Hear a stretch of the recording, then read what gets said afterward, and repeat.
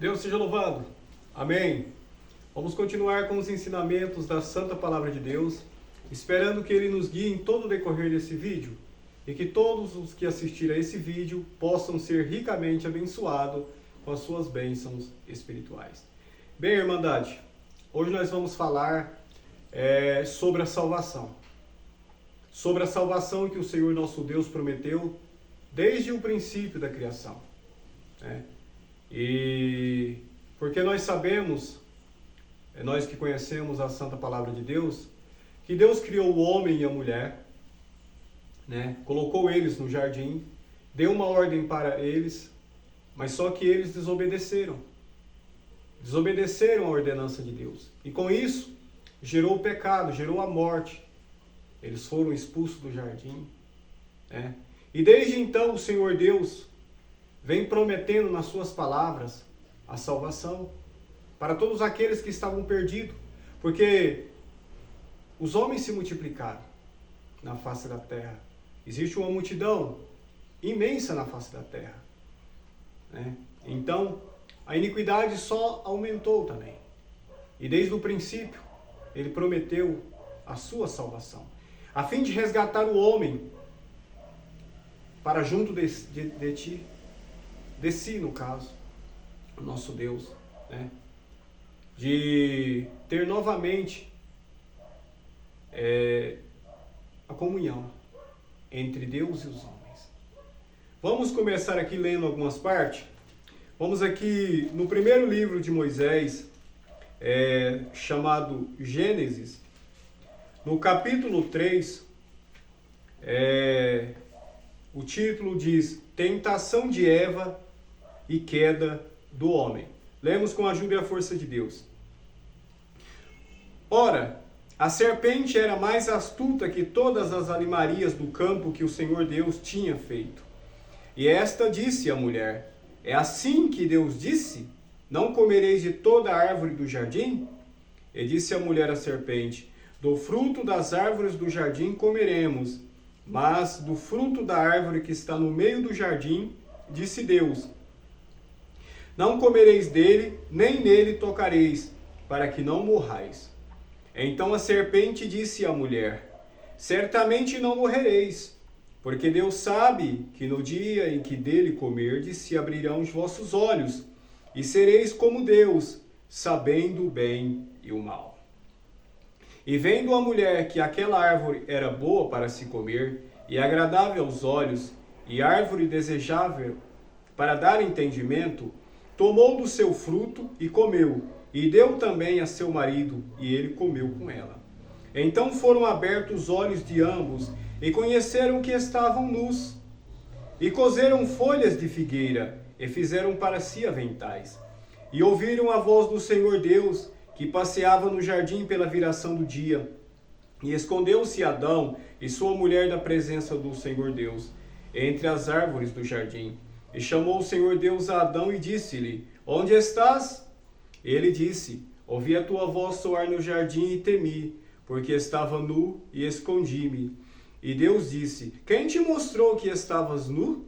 Comeste tu da árvore de que te ordenei que não comesses? Então disse Adão: a mulher que me deste por companheira, ela me deu da árvore e comi. E disse o Senhor Deus à mulher: por que fizeste isto? E disse a mulher: a serpente me enganou e eu comi.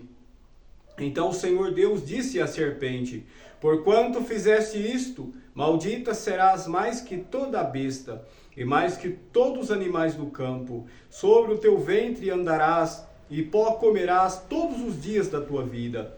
E porei inimizade entre ti e a mulher, e entre a tua semente e a sua semente. Esta te ferirá a cabeça, e tu lhe ferirás o calcanhar. Somente até aqui. Bem, aqui nós vimos a tentação de Eva e a queda do homem, Como nós podemos ler aqui, como aconteceu. Deus fez o homem e a mulher perfeito, colocou eles no jardim. Eles eram santos e inocentes. E foram enganados pela serpente. A serpente, aqui, na verdade, é o diabo, É o diabo. né? Então, o diabo usou da mentira para enganar Eva. E a Eva acreditou na palavra do diabo, preferiu acreditar na palavra de Satanás, que é a antiga serpente, que é aqui a serpente que está dizendo aqui. Então Eva acreditou nas palavras de Satanás e não nas palavras de Deus. E comeu do fruto, porque ela achou que ia ser bom, sendo que Deus disse que não, que eles morreriam se comessem. E então, ao comer, abrir os olhos de ambos, né? Perder a inocência, né? Espiritualmente falando. E aí, conheceram que estavam nus, ou seja, entenderam que tinham pecado. E aí, Deus, na viração do dia, quando nós vimos aqui, porque Deus visitava eles constantemente, então Deus perguntou para eles, né? E nós vimos aqui na leitura qual foi a resposta deles. E eles já tinham caído, tinham pecado.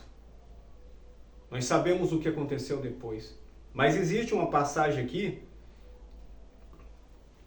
na queda do homem e da mulher, que desde o princípio Deus, após eles terem pecado, Deus já tinha prometido a salvação, já veio prometendo a salvação.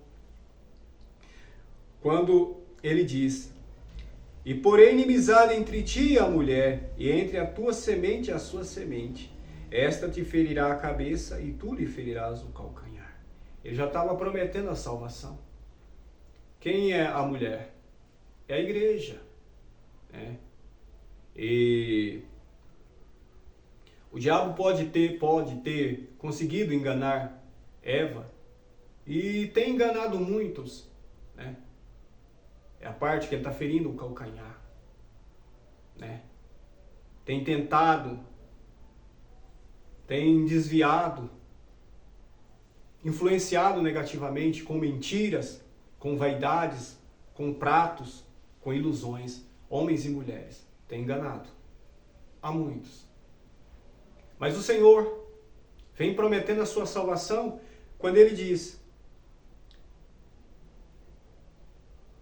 esta te ferirá a cabeça, né? Ferirá a cabeça da serpente. Aqui está prometendo a salvação. E mais para frente nós vamos entender como essa salvação aconteceu. Perfeito? Então, nós vimos que o pecado se multiplicou na face da terra de uma maneira assustadora. Depois, antes, né, da lei, não havia lei. De Eva até Moisés. Após Moisés até o Senhor, nosso Salvador, teve a lei. Veio a lei para que mostrasse a direção para o homem, de como andar, de como fazer para agradar a Deus, né? Mas só que o pecado só abundou com a lei. Houve tantas transgressões, tantos pecados, tantas maldades. E isso aborreceu ainda mais o nosso Deus, o nosso Criador, o nosso Redentor. E muitas vezes ele se indignou com o homem, como nós vimos no dilúvio, onde ele fez vir o dilúvio sobre a terra e exterminou os homens todos. Só sobrou 8 almas. 8 almas. Noé, sua esposa, seus 3 filhos e suas 3 noras.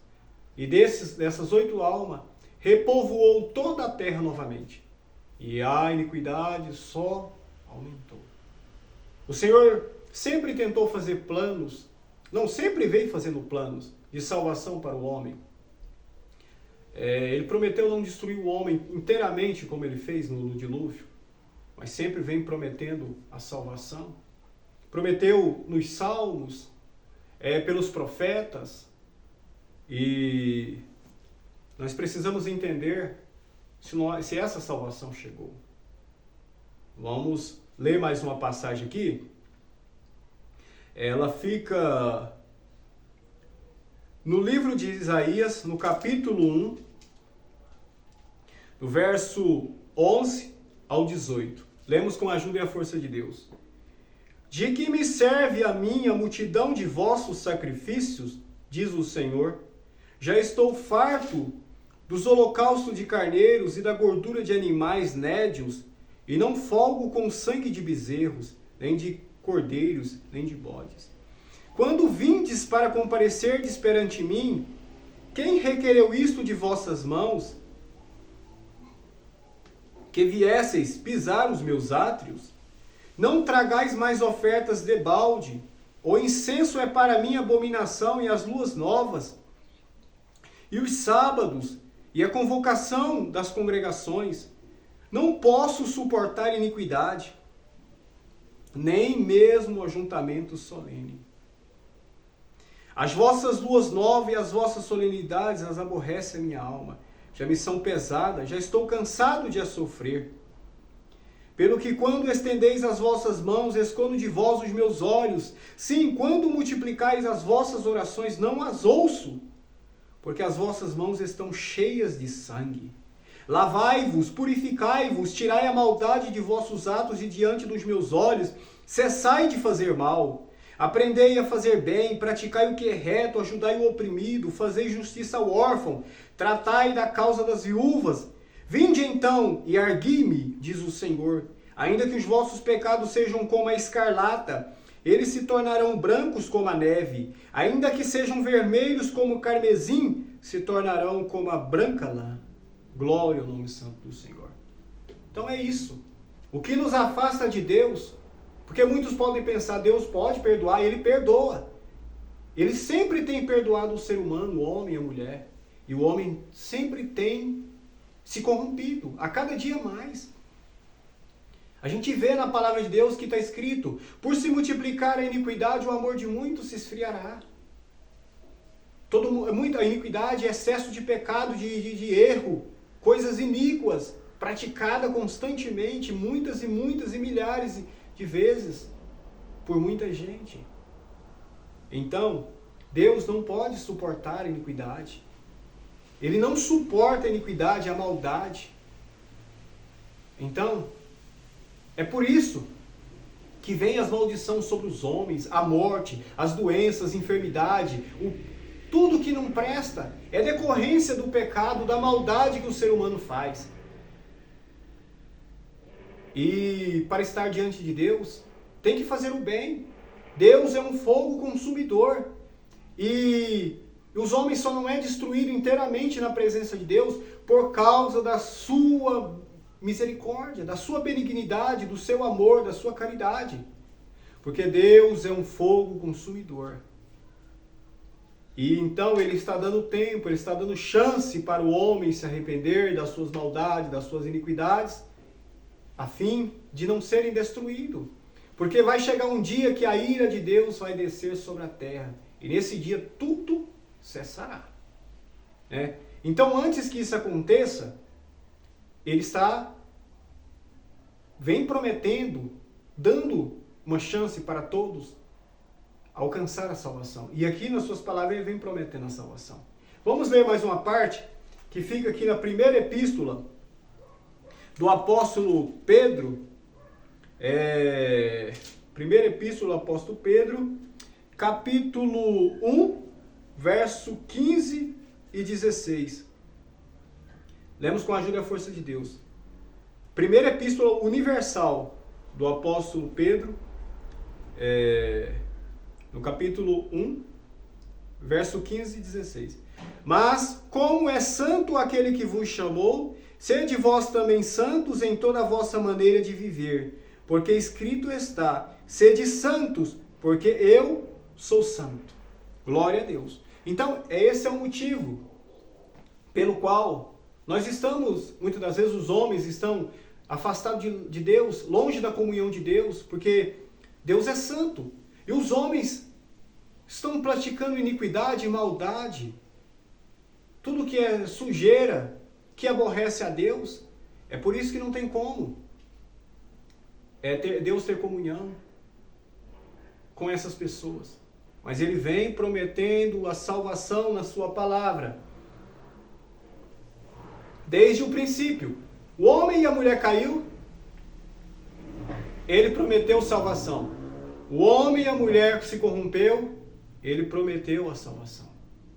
Então ele vem sempre prometendo a salvação pelos seus profetas, na sua santa palavra. Vamos ler mais alguma parte aqui.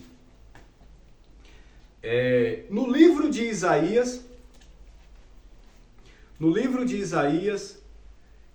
capítulo 9, versos 6 e 7.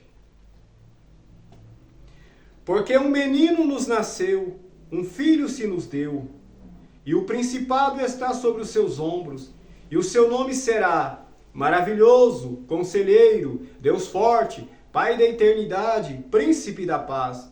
Do incremento deste principado e da paz não haverá fim, sobre o trono de Davi e no seu reino, para o firmar e o fortificar em juízo e em justiça, desde agora para sempre. O zelo do Senhor dos Exércitos fará isto. Novamente, aqui no livro de Isaías, capítulo 9, como nós lemos, ele prometendo novamente o Salvador. E aqui ele já deu uma pista, como seria um menino, né? Nos nasceu. Então, o Senhor, desde o princípio, prometendo a salvação. Prometendo um Salvador. Porque nós entendemos aqui, é um menino, agora nós sabemos que é um Salvador. Que viria salvar a humanidade do pecado, da iniquidade, perdoar todos os pecados novamente, para reconciliar novamente o homem e a mulher com o seu Criador, a fim de livrar as almas do fogo do inferno, do fogo eterno, do lago de fogo, que é a segunda morte. Então, nós vemos que ele agora prometeu novamente a salvação. Vamos ler também outra parte, aqui novamente no livro de Isaías, no capítulo 11, do verso 1 ao 5. Porque brotará um rebento do tronco de Jessé, e das suas raízes um renovo frutificará, e repousará sobre ele o Espírito do Senhor, o Espírito de sabedoria e de inteligência, o Espírito de conselho e de fortaleza, o Espírito de conhecimento e de temor do Senhor, e deleitar-se-á no temor do Senhor, e não julgará segundo a vista dos seus olhos, nem repreenderá segundo o ouvir dos seus ouvidos, mas julgará com justiça os pobres e repreenderá com equidade os mansos da terra, e ferirá a terra com vara da sua boca, e com o sopro dos seus lábios matará o ímpio. E a justiça será o cinto dos seus lombos, e a verdade o cinto dos seus rins. Glória a Deus. Nós sabemos aqui, mais uma vez, em outra passagem, ele prometendo o Salvador. Como ele viria, justo, santo, verdadeiro, o oposto do nosso inimigo que é mentiroso. Ele é verdadeiro, é a própria verdade, como nós vimos aqui, né? E justo. Glória ao nome santo do Senhor. O caráter do Salvador, que já vimos, mais uma pista de como seria o caráter do Salvador, né? Cheio de entendimento e sabedoria, e que não julgaria pela aparência, porque Deus não faz acepção de pessoas, né? Porque ele que criou a alma, então ele não faz acepção de pessoas. Ele não julgaria segundo a vista dos olhos, mas segundo a verdade, né? Então, vamos ler mais uma passagem aqui. Novamente no livro de Isaías, no capítulo 42, verso 1 ao 9. Eis aqui o meu servo, a quem sustenho, o meu eleito, em quem se compraz a minha alma. Pus o meu espírito sobre ele, juízo produzirá entre os gentios. Não clamará, não se exaltará, nem fará ouvir a sua voz na praça. A cana trilhada não quebrará, nem apagará o pavio que fumega. Em verdade produzirá o juízo, não faltará, nem se quebrantará, até que ponha na terra o juízo. E as ilhargas aguardarão a sua doutrina. Assim diz Deus, o Senhor, que criou os céus e os estendeu e formou a terra e tudo quanto produz, que dá a respiração ao povo que nela está, e o espírito aos que andam nela. Eu, o Senhor, te chamei em justiça, te tomarei pela mão e te guardarei, e te darei por conserto do povo e para a luz dos gentios, para abrir os olhos dos cegos, para tirar da prisão os presos e do cárcere os que jazem em trevas. Eu sou o Senhor, este é o meu nome, a minha glória, pois a outra e não darei, nem o meu louvor às imagens de escultura. Glória ao nome santo do Senhor. Eis que as primeiras coisas passaram, e novas coisas eu vos anuncio, e antes que venham à luz, vou-las faço ouvir. Glória ao nome santo do Senhor. Então, nós vimos mais uma vez a promessa do Salvador, né, que viria da descendência de Davi, como veio. Davi era da tribo de Judá. Então todas as pistas foram dando. Esse aqui é no Antigo Testamento. Ele veio dizendo aonde nasceria. Também tem outras passagens. Tem muitas e muitas passagens. Deus dando a pista da salvação, do Salvador. Aonde ele nasceria. Tem muitas passagens, né? Essas passagens que eu li já deu para nós entender a promessa da salvação do Salvador. E aí? Essa salvação chegou? Chegou. Essa salvação chegou.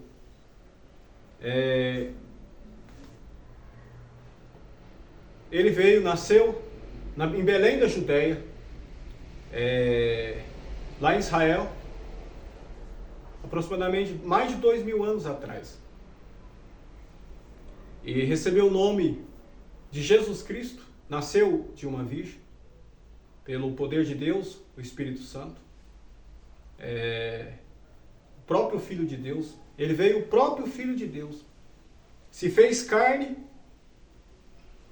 nasceu como um homem, um ser humano, para passar tudo que o ser humano passaria. Andou retamente diante da palavra de Deus, obedecendo à lei do Senhor, não desviou, foi até o fim. Fez milagres, abriu os olhos dos cegos, fez tantas maravilhas, ressuscitou mortos, curou enfermos, expulsou demônios das pessoas, prometeu a salvação eterna, cumpriu a sua missão. E muitos, com ódio e inveja, se levantou contra ele e o matou no duro madeiro da cruz. Mas não era porque eles tinham poder sobre o Salvador, o Senhor Jesus Cristo, que ele é o Salvador que Deus ao homem prometeu. E não é que os homens tinham poder sobre ele, não. É como ele disse na sua palavra: ninguém toma a minha vida, eu mesmo a dou, e também torno a tomá-la. Como ele ele se ofereceu no duro madeiro da cruz para resgatar-nos, pagar os nossos pecados, as nossas iniquidades, porque nós estávamos perdidos, sem Deus, sem esperança, porque nós temos uma alma e ela é eterna. E quando esse corpo carnal morre, o pó volta para a terra, que é o corpo carnal, mas o espírito é vivo, ele tem que sair do corpo. E aí para onde nós vamos? Para os céus? Vai para o céu só quem faz o bem. E tem outro lugar que fica debaixo da terra. Um lugar que foi preparado para o diabo e seus anjos iníquos, que chama inferno. Algumas passagens também chamam de Hades. É o inferno. E lá é um lugar temporário também. Porque depois o inferno, junto com os demônios e todos aqueles que praticam a iniquidade e não se convertem, serão lançados no lago de fogo. É a segunda morte. Para toda a eternidade. Então, o Senhor Jesus Cristo verteu o seu precioso sangue no duro madeiro da cruz. Resgatou as almas daqueles que nele confiam. E daqueles que crerem nele ainda. Que clamarem por ele. Porque o ser humano de si mesmo não pode nada. Se o ser humano disser que vai andar corretamente, de acordo com a palavra de Deus, não consegue, é impossível. Somente com a força de Deus, com o poder de Deus, é que nós conseguimos andar na retidão, na santidade, no amor, na caridade. O homem de si mesmo não pode, o homem é mau. Então, nós precisamos crer nele. E quando a gente crer nele, obedece a sua palavra, entra em nós o seu poder. E ele nos guia com o seu santo e glorioso e bom Espírito, na sua graça. Somente através da sua graça, do seu poder, é que nós conseguimos agradar ao nosso Deus. E aí, o Senhor Deus, através do seu Filho, o Senhor Jesus Cristo, nos reconciliou novamente com o Pai. E aquilo que estava perdido foi achado. O que estava quebrado foi consertado. Porque ele é o oleiro. Né? Nós estávamos quebrados de tanto pecado, de tanto cair, de tanta iniquidade, de tanto erro.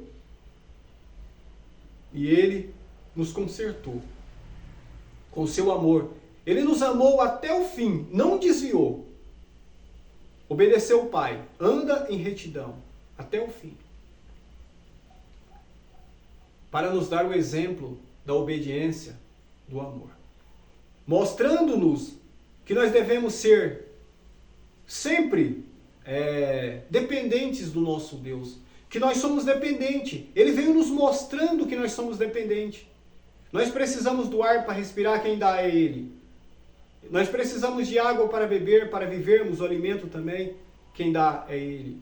Ah, mas eu trabalho, quem dá a força para trabalhar? Deus. Quem dá a inteligência? Deus. Quem nos deu a vida? Deus. Nós não temos nada de nós mesmos, até a vida é de Deus. Ele comprou no duro madeiro da cruz. Nós não somos de nós mesmos mais. Por mais que nós tenhamos livre-arbítrio, nós não nos pertencemos mais. Mas nós podemos escolher para onde nós vamos. Para os céus ou para o inferno. Se nós quisermos ir para o céu, nós temos que nos submetermos à vontade de Deus, reconhecer o seu domínio sobre nós, a sua grandeza, o seu amor, a sua misericórdia, deixar de lado a iniquidade, a maldade, o pecado, tudo aquilo que aborrece o nosso Deus.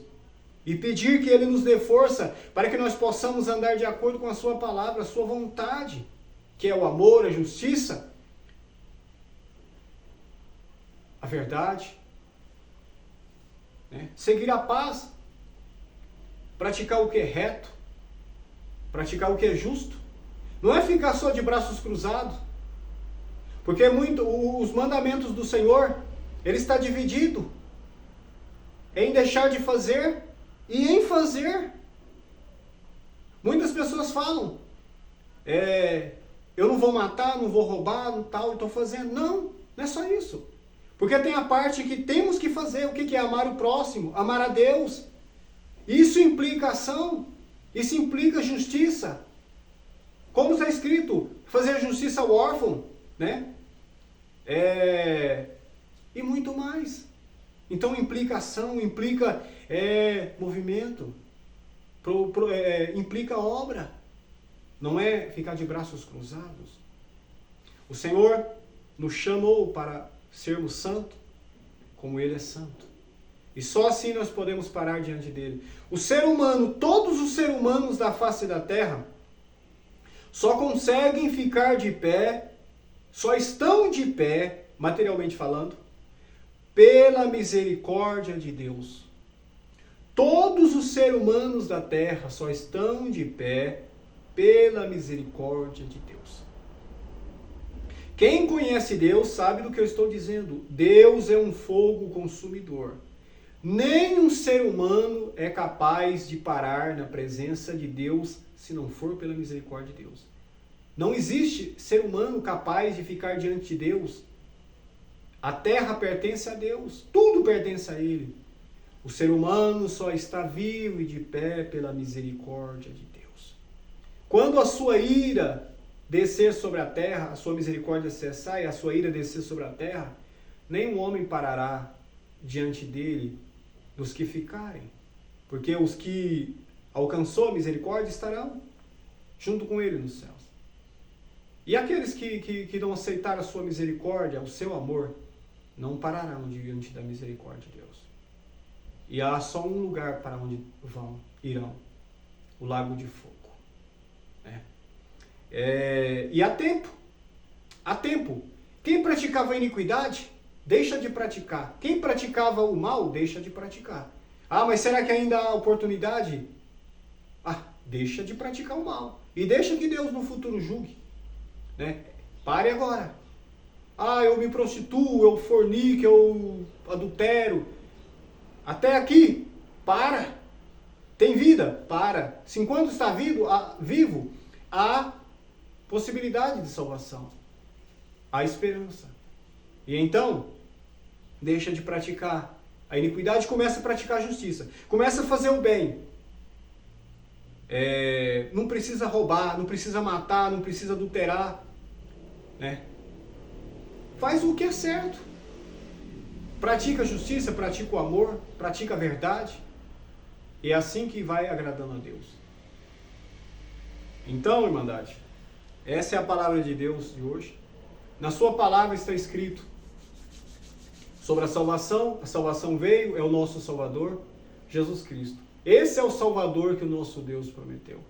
Como está escrito em Deuteronômio, no quinto livro de Moisés, chamado Deuteronômio, no capítulo 18, verso 15, que o Senhor levantaria um profeta como ele. É o Salvador, o nosso Senhor Jesus Cristo. Basta você crer. Deus é Espírito. Então, para você adorá-lo, você pode adorá-lo em Espírito, clamar a Ele aonde você estiver, porque Deus é Espírito. Ele é onipresente, Ele está em toda parte. É onisciente, sabe tudo. Ele conhece o teu coração, o pensamento do seu coração. Né? Pensa com o seu coração, com a sua mente. Deus ouvirá. Pede a Ele socorro. Pede ajuda, não desanima não. Tenha fé, confia na sua misericórdia. A misericórdia de Deus é tão grande porque está escrito: se vós pudesseis medir a distância da terra aos céus, conseguiria medir a minha misericórdia, diz Deus. Quem é que consegue medir? Da terra até a estrela mais próxima, a gente nem consegue ir. Imagina os céus. Né? Os céus dos céus, tem 7 céus. Né? Nem na primeira estrela a gente não consegue, imagina no céu. No primeiro céu. Então, irmandade, a misericórdia de Deus é grande, para nós é infinita. Então é isso. Vamos praticar a justiça, a verdade. De nós mesmos nós não conseguimos, mas o poder dele nos fará produzir frutos para a honra e glória de Deus. Glória ao nome santo do Senhor. Eu agradeço a Deus por essa força, por essa palavra, que Ele possa abençoar a vida de todos, em nome do Senhor Jesus Cristo. Amém. Glória a Deus.